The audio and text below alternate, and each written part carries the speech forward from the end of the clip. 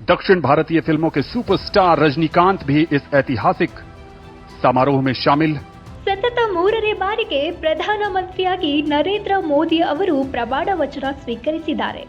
June 9ರಂದು ರಾಷ್ಟ್ರಪತಿ ಭವನದಲ್ಲಿ ದೇಶ ವಿದೇಶದ ಅನೇಕ ಗಣ್ಯರ ಎದುರಿನಲ್ಲಿ ಪ್ರಮಾಣ ವಚನ ಸ್ವೀಕಾರ ಕಾರ್ಯಕ್ರಮ ನಡೆದಿದೆ.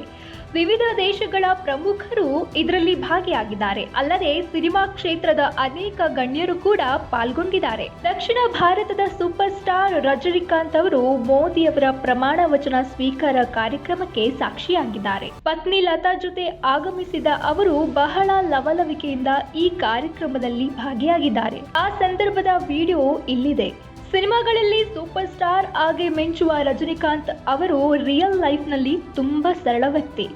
ಇಂದು ಪ್ರಧಾನಿ ಪ್ರಮಾಣ ವಚನ ಸ್ವೀಕಾರ ಕಾರ್ಯಕ್ರಮಕ್ಕೂ ರಜನಿಕಾಂತ್ ಅವರು ಸಿಂಪಲ್ ಆಗಿ ಬಂದಿದ್ದಾರೆ. ಆದರೆ ಅವರ ಎಂಟ್ರಿ ಮಾತ್ರ ಗ್ರ್ಯಾಂಡ್ ಆಗಿತ್ತು. ಬಾಲಿವುಡ್ ನಟ ಶಾರುಖ್ ಖಾನ್, ರಾಜ್ಕುಮಾರ್ ಹಿರಾನಿ, ವಿಕ್ರಾಂತ್ ಮ್ಯಾಸಿ ಮುಂತಾದ ಸೆಲೆಬ್ರಿಟಿಗಳು ಕೂಡ ಕಾರ್ಯಕ್ರಮಕ್ಕೆ ಸಾಕ್ಷಿಯಾಗಿದ್ದಾರೆ.